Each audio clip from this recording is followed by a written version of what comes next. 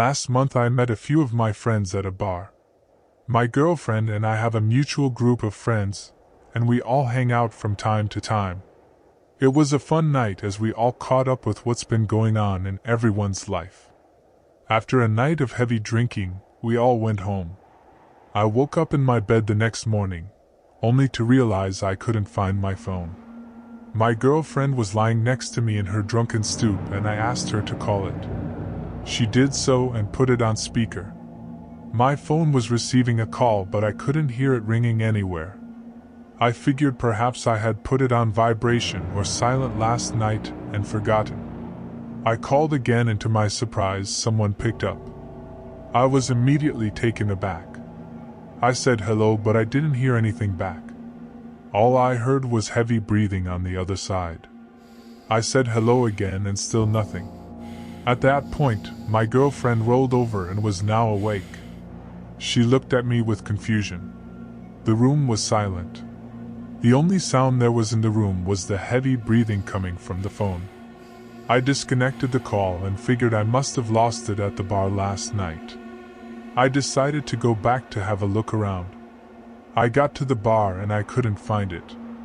I asked the management and they hadn't seen my phone. It was a cause of concern because there was a lot of personal information on my phone. From my home address to my bank account. I thought it was a lost cause to look for it in the bar now. I decided to go back home and figure it out from there. After a day I received a roughly assembled package with no sender's address. It seemed like it was placed on my door by someone. I brought it inside and opened it up to find my missing phone in there. I couldn't believe my eyes. I was beyond surprised that whoever found my phone decided to return it. I thought it must have been a good Samaritan. My happiness, however, was short-lived until another thought ran across my mind. How did this person know my address? I went from being happy to being concerned. I immediately started going through my phone. My social media apps. My texts, my calls. I didn't find anything. That was until I opened my gallery. What I saw in there made my jaw drop in horror. There was a picture of a decapitated arm taken from my phone. I almost threw up out of fear when I swiped to see more pictures. My heart dropped when I saw pictures of me looking for my phone around the bar. Pictures of my house. And even pictures of my girlfriend at her job. I immediately called the police and informed them of the situation.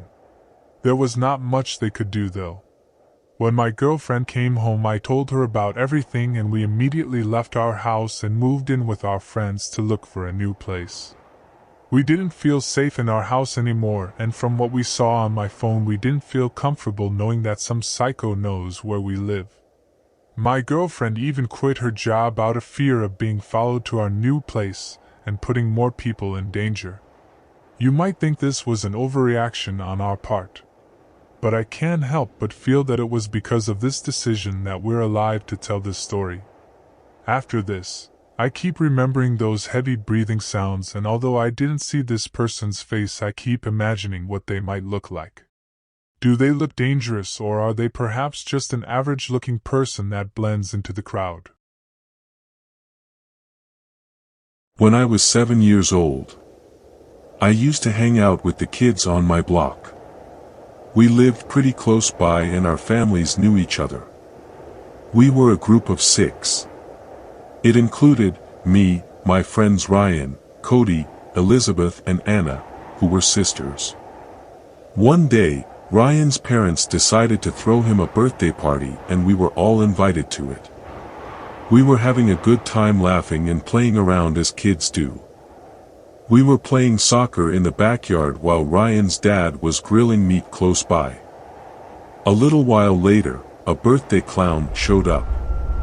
I was not too amused about the idea and neither was Cody, but Ryan, Elizabeth and Anna were happy to see him because they were a little younger than us, so we decided to indulge ourselves in the activities. The birthday clown started off with jokes and card tricks while Ryan's dad tried to hype up the clown. A few minutes later Ryan's dad received a phone call from work and he moved a little bit away from the grill and all the commotion to talk on his phone. As he was talking on the phone he kept turning in the other direction for very short intervals while looking back at the children after a few seconds. During this time, Anna got up and went to the bathroom. That's when the clown picked up the lighter fluid placed near the grill, threw a little bit on the grass and then gestured for us to be quiet by raising his finger to his mouth. Ryan's dad was still facing the other way talking on the phone. When clear as day, the clown tipped the grill over on the grass that ignited a small fire. We all got up screaming and looked at each other not knowing what to do. Ryan's dad turned around and immediately tried to contain the fire. The birthday clown started apologizing for it and said he might have a fire extinguisher in his car as he ran into the house to get to his car parked at the front. The commotion soon brought out the other parents as well, as all the dads sprung into action and managed to put out the fire. The mild panic had now started to wear off and everyone started discussing how the fire started. Just then, Ryan's dad began to wonder where the birthday clown was, and why would he have a fire extinguisher in his car. He frantically looked around and realized Anna wasn't there. He yelled, "Where's Anna?" and ran inside the house followed by other parents who were looking around the house while Cody's dad went to the front door. As he opened the front door he was shocked to his core. The birthday clown was opening the door of his car for Anna. Cody's dad sprinted towards the car and yelled at the clown. The clown quickly got into his car and sped off. In the panic, no one got a look at the plates of the car and he sped off, making it even more difficult. We were all shaken up by the events of that day, and what his intentions were. But I'm glad we were all okay and avoided an unfortunate incident.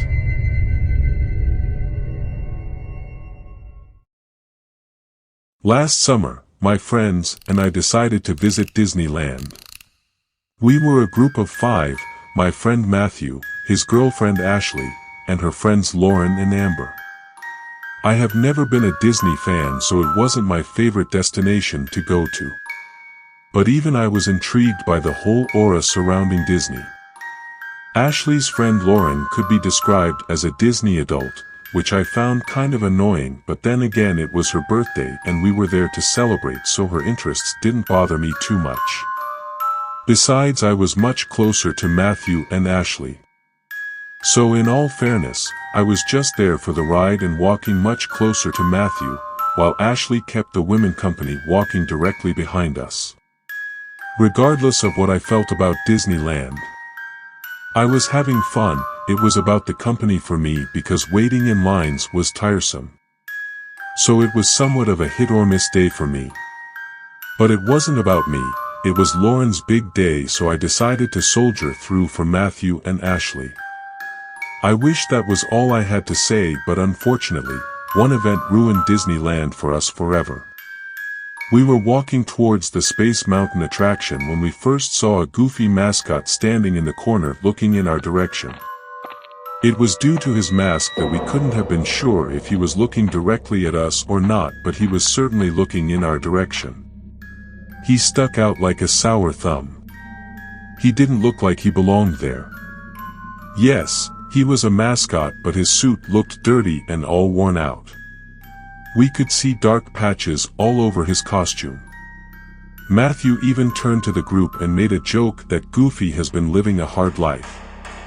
He said it kind of loud, and while everyone was laughing at the joke, I turned my gaze to look at Goofy when I noticed his head was tilted to the side. I turned to the group and said that we should keep moving. When I decided to give Goofy one last look, I didn't see him. He had disappeared. I pointed it out to the group that he's gone, and Ashley jokingly said that Matthew had bullied Goofy into retirement. We all left it at that and started walking towards the next ride. After about 3 minutes, Lauren quietly pointed out that Goofy was following us. I turned back to look at him and saw Goofy crouched behind a ride staring at us. I was confused, we all were. We didn't know if we should be creeped out or laugh at the ridiculousness of the situation. It was definitely unsettling for me because he wasn't behaving like all the other mascots. We were all adults and here this guy was trying to be cute with us like we were all kids. Matthew stepped forward, raised his voice, and asked, "Can we take a picture with you, buddy?" I think he was just trying to lighten the mood. But Goofy didn't respond and walked away. We were all a little disturbed now by how this guy was behaving, but we didn't let it bother us too much. We stopped to get some cotton candy on our way to Space Mountain when Lauren said she had to go to the bathroom real quick. Ashley accompanied her and asked Amber if she wanted to go as well. Amber was busy getting her cotton candy, so she told them to go ahead and she'll join them. Ashley and Lauren left while Amber got her cotton candy, took a few bites out of it, then handed it over to us, telling us not to take a bite out of it before heading in the direction Ashley and Lauren left in. After about 10 minutes Ashley and Lauren returned and asked us, "Where's Amber?" Matthew said, "She went after you to the bathroom." Ashley replied that she never saw her there. We called her phone but she didn't answer. We called her again and her phone was now turned off. I didn't know what to think, but something didn't seem right to me. We all rushed towards the bathroom to look for her because Matthew and I saw her heading in this direction. We thought maybe she was still in there. Ashley checked the stalls and didn't see her. We were now panicking and looking around everywhere for her. Disneyland is always crowded with people, so we didn't know where to start looking for her. Matthew immediately informed the authorities and they actively started searching the premises for Amber. We decided to split up to help with the search while I decided to look around the parking lot and check whether Amber had gone back to the car to get something. I went to the parking lot and looked around. And that's when I saw him. It was Goofy. My heart dropped in my chest as I saw him dragging an unconscious Amber toward a van. I hid behind the cars and called Matthew to immediately bring the authorities here. As soon as I ended the call, I called out to the mascot and started running toward him. Goofy dropped Amber and looked at me. He just stood there staring at me from top to bottom. I asked him what the hell did he think he was doing. I didn't want to get into a physical altercation as I knew the security was coming. He stepped towards me and I stepped back, and just then I heard guards charging at him with my friends following behind. He tried to run towards his van, but they tackled him to the ground and removed his mask. Only to find out that this man was not an employee of the park. He looked like a meth tweaker. He looked ill, skinny, and missing a few teeth. They pinned him to the floor and Matthew decided to get a few kicks in trying to act all tough in front of Ashley. I don't blame him for that. I wanted to do that too. The police were called and after a few minutes, they arrived and took him away. How that man got into the park and how was he walking around dressed as a mascot undetected still baffles me to this day. Amber was taken to the emergency room and she gained consciousness not long after that. We didn't ask her too many questions as she still seemed a little lightheaded. After she was cleared to leave, we all decided to head back home. We were just glad to have walked away unharmed from a potential kidnapping incident. Amber went to therapy for a little while, but ultimately she got through it.